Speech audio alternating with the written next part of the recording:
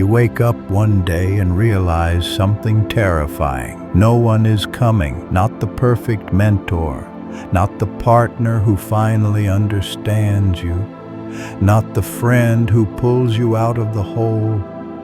It's just you, your mind, your choices, your next step. That realization can feel like a punch in the chest. But what if it's not bad news at all?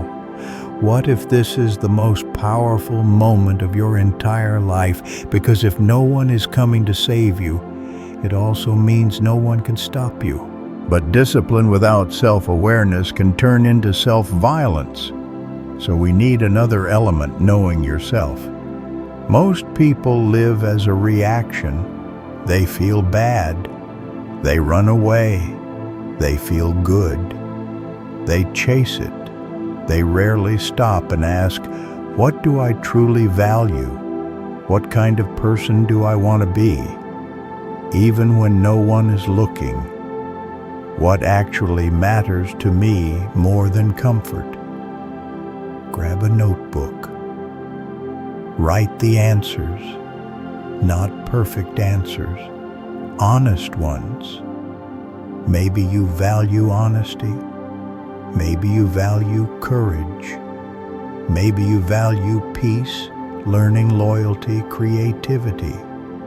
When your actions match those values, you feel aligned. When they clash, you feel restless and lost.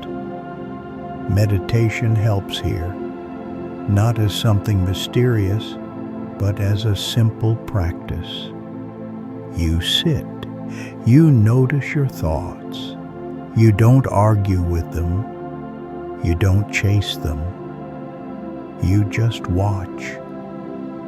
Over time, you realize something powerful.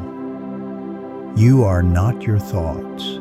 You are the one watching them. This space between you and your thoughts is where freedom starts. You can choose. You can respond instead of react. And when you understand yourself better, you set better goals. Not goals that impress others, goals that feel clean to your soul. Let's talk about pain and fear. Life will break you open. Loss, rejection, failure, loneliness. You hit rock bottom and think, this is the end. But what if rock bottom is not the end at all? What if it is the ground you finally stand on? There's a story about a woman who lost her only child. Blinded by grief, she begged for a way to bring him back. She was told to find a household that had never known death. She knocked on door after door. Every family had a story of loss. Every home carried some invisible pain. She didn't get her child back, but something broke and opened inside her. She realized pain is universal. She is not singled out by the universe. She is part of it. Sometimes your suffering doesn't disappear, but your relationship with it changes. You stop asking, why me? You start asking, what now? What can this teach me? How can this pain make me deeper, kinder, stronger? Fear works the same way. You fear being alone. You fear failing. You fear not being enough. So you avoid the situations that trigger that fear. But the more you avoid, the bigger the fear grows. Instead, try this. Take a tiny piece of the fear. Face it on purpose. Afraid to be alone with your thoughts. Spend 5 minutes in silence. Afraid to fail. Try something small where failure doesn't destroy you, but teaches you. Every time you stand in front of fear and stay, your nervous system learns, we survived. We can handle this. Courage is not the absence of fear. Courage is walking with fear and moving anyway. Now another trap comparison. It's easy to look at other people's highlight reels and feel late behind or less. You see their results, not their process. Their trophies, not their scars. The problem is not that they're ahead. The problem is that you've left your own lane. Every life has a different starting line, different terrain, different storms. When you compare your journey to someone else's, you forget something vital. You don't need to be them. You need to be fully you. Instead of asking, why am I not there yet? Ask, am I further than I was a year ago? Am I more honest now? Am I braver in small ways? Am I more aligned with my values? Your only real benchmark is who you were yesterday. Keep your eyes on your own path. That is where your power actually is. This is why setting the right goals matters. If your goals come from pressure, from family, from society, from fear, even when you achieve them, you'll feel strangely empty. You can climb a ladder for years, only to realize it's leaning against the wrong wall. So slow down. Ask yourself, if I remove expectations and fear, what do I genuinely want my life to feel like? What kind of contribution do I want to make? How do I want to treat myself and others? Let your goals grow out of those answers. You might still pursue money, success, achievement. There's nothing wrong with that. But now they are aligned with your deeper intentions. They are tools, not gods. When your goals belong to you, not to other people's expectations, you become much harder to stop. Because you're no longer running someone else's race. You're walking your own. And on that path, you will fail. Often. You will make plans and break them. You will love and lose. You will set goals and miss them. If you see failure as proof that you're not enough, you will stop trying. But if you see failure as information, everything changes. Ask yourself, after each failure, what did this reveal about me? What skill is missing? What belief sabotaged me? What can I change next time? Then you try again, a little wiser, a little more aware.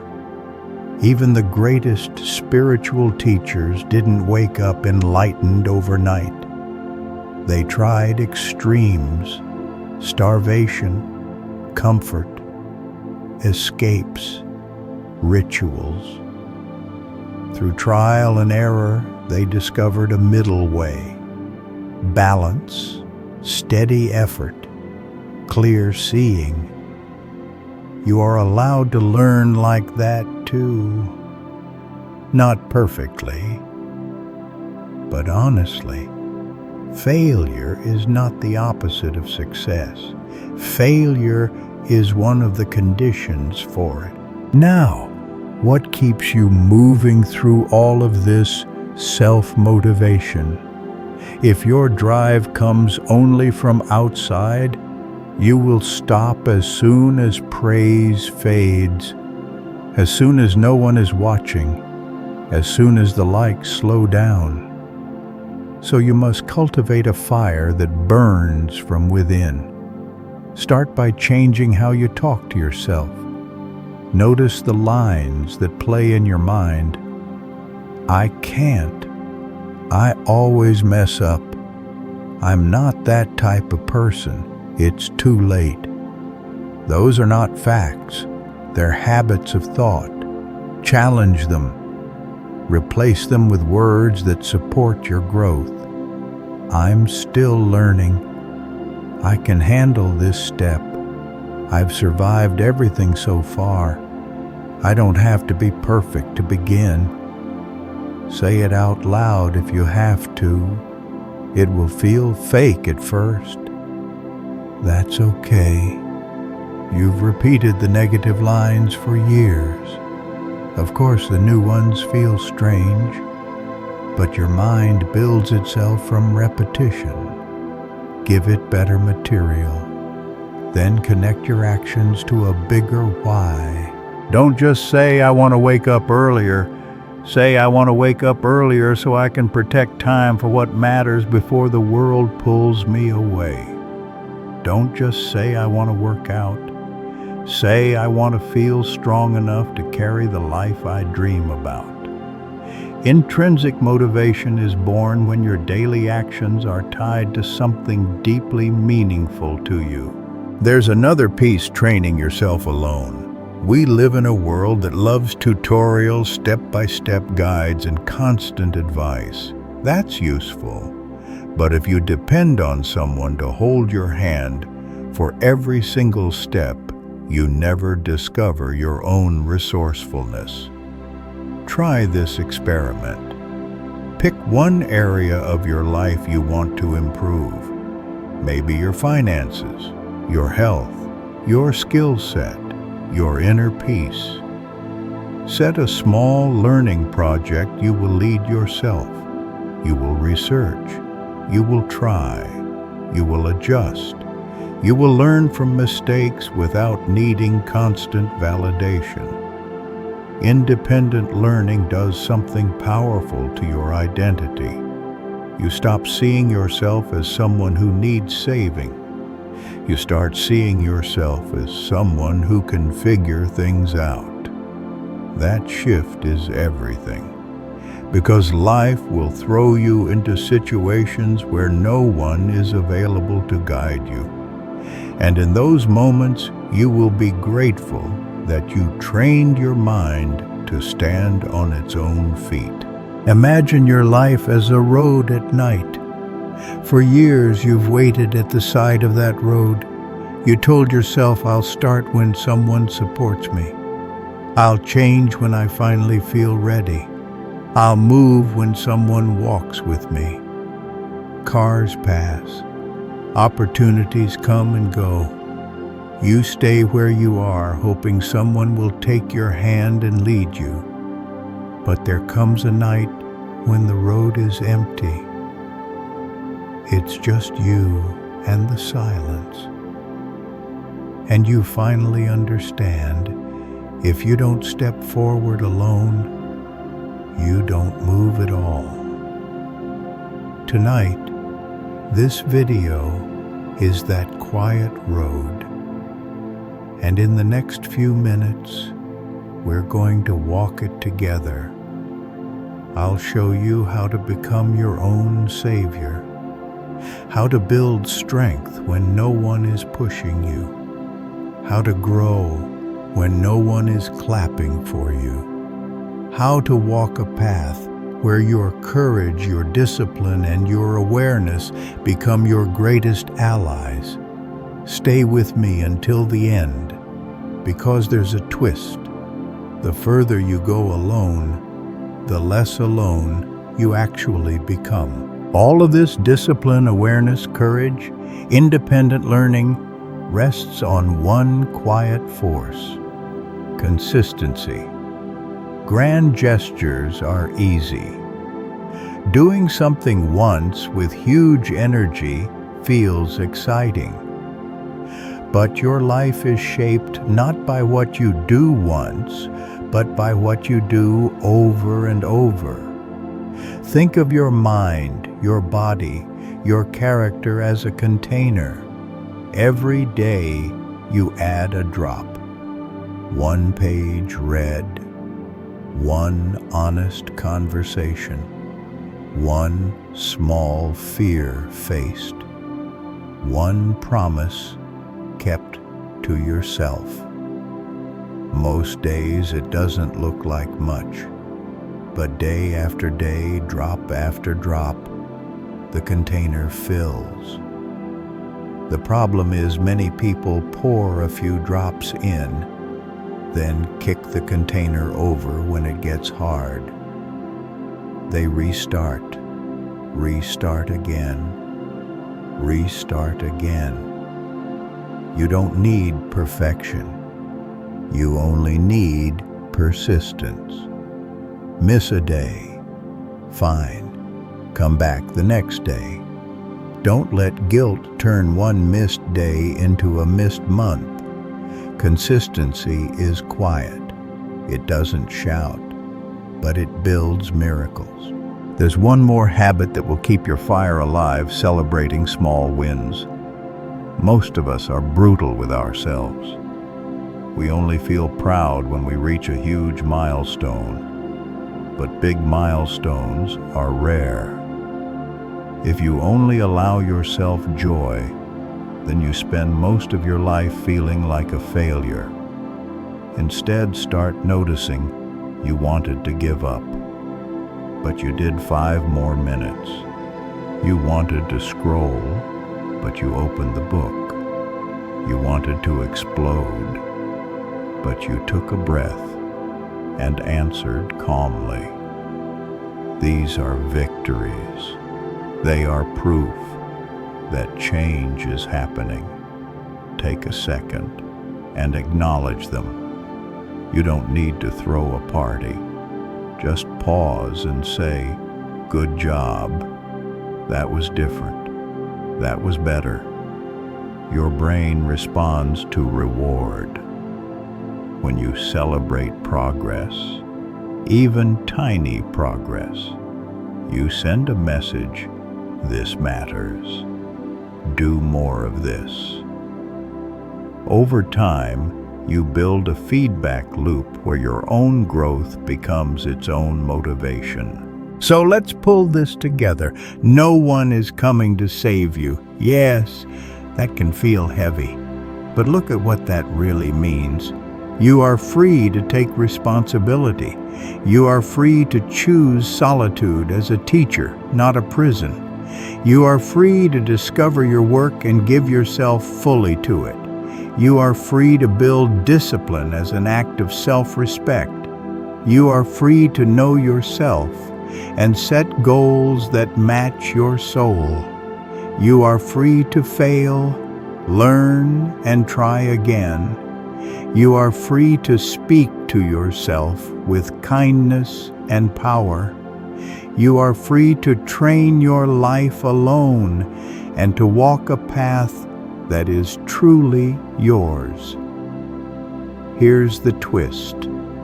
The more you walk this path, the more you realize you were never entirely alone. You walk with the strength of everyone who has ever faced their fears. You walk with the wisdom of countless seekers who sat in silence before you. You walk with your future self, the version of you who already did the hard things and is quietly calling you forward. Tonight, when the lights go off and the noise fades, you will have a choice. You can reach for distraction, or you can reach inward.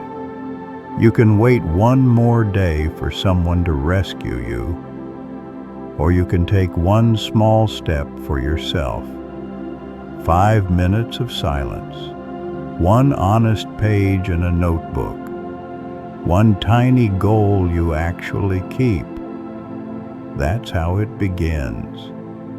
Not with a dramatic transformation, but with a quiet decision: I will walk my path.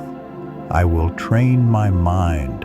I will build my strength, even if no one sees it, even if no one claps. This video ends. Your journey doesn't. In the next chapter, we'll dive into something very practical: how to turn these ideas into a simple daily routine that protects your mind, your time, and your energy.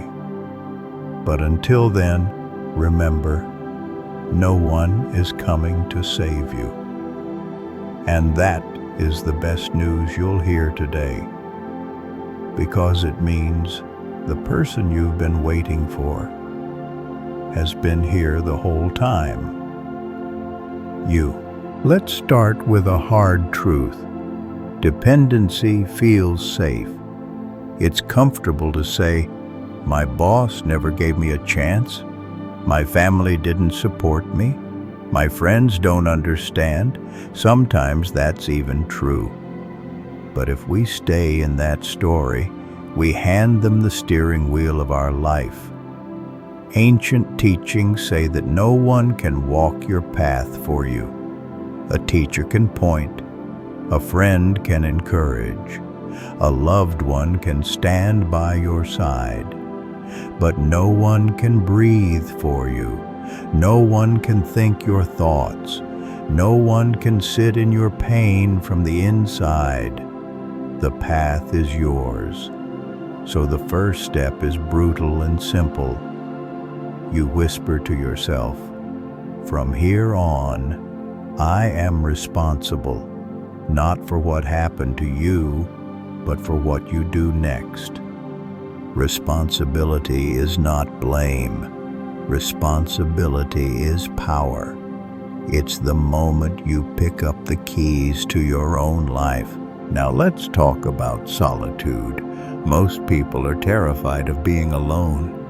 Silence makes their demons louder, so they drown themselves in noise, endless scrolling, random conversations, distractions, busyness, drama. But there is a different kind of alone. Picture this. You sit in a quiet room, no music, no notifications, just your breathing. At first it's uncomfortable. Your mind throws up every insecurity it can find. You're not enough. You'll never change. You can't do this without help. Stay. Do not run. This is the doorway. Solitude is not punishment. It's the training ground where you meet yourself without the mask. You start to notice what actually hurts, what you actually want, what you're pretending not to feel. A few minutes of honest solitude each day is more powerful than hours of empty company. In that quiet space, you begin to see something important. You are not as weak as you think. You are not as broken as you fear. There is a part of you that has survived everything so far. That part is your core, and we're going to build around it. The next step is this: find your work, not your job, not what other people think is impressive, not what looks good on social media. Your work, the thing that deep down feels like it belongs to you. It may not be clear at first. That's okay. Don't wait for a thunderbolt of purpose. Purpose often arrives quietly disguised as curiosity. What are you drawn to when no one is watching? What topics pull you in naturally? What kind of effort makes you tired but satisfied? Maybe it's writing. Maybe it's building. Maybe it's caring for others. Maybe it's learning and teaching. Your work is not always glamorous. Sometimes it's simple. Sometimes it's humble. But when you give yourself fully to it, something wakes up inside you. Your task is to experiment, try, fail, adjust. You don't find your path by sitting and thinking. You find it by moving and paying attention. And when you notice something that quietly lights you up, honor it, protect it, give it time and energy. This is where real independence begins, not in isolation from the world, but in a life built around what you truly care about. Now we come to a word most people hate: discipline. We love motivation. We wait for it. We chase it. We scroll for it. But motivation is emotional weather. Some days it's bright. Some days it's stormy. You cannot build a life on the weather. Discipline is different. Discipline is what you do regardless of the weather. Think of discipline not as punishment. Think of it as self-respect in action. You tell yourself, I will do this small thing today, not because I feel like it, but because the future me deserves it. You don't need to start with huge promises. Start tiny. 10 minutes of reading instead of 10 more minutes of scrolling. 5 minutes of meditation instead of 5 minutes of complaining. A simple list of 3 priorities each morning. And then you follow through. You will fail sometimes. Good. Failure is feedback. You adjust and continue. The hardest person you will ever have to manage is yourself, your impulses, your excuses, your moods. Conquering that inner chaos is more impressive than beating any opponent, because when you have discipline, the world can throw storms at you, and you still take your next step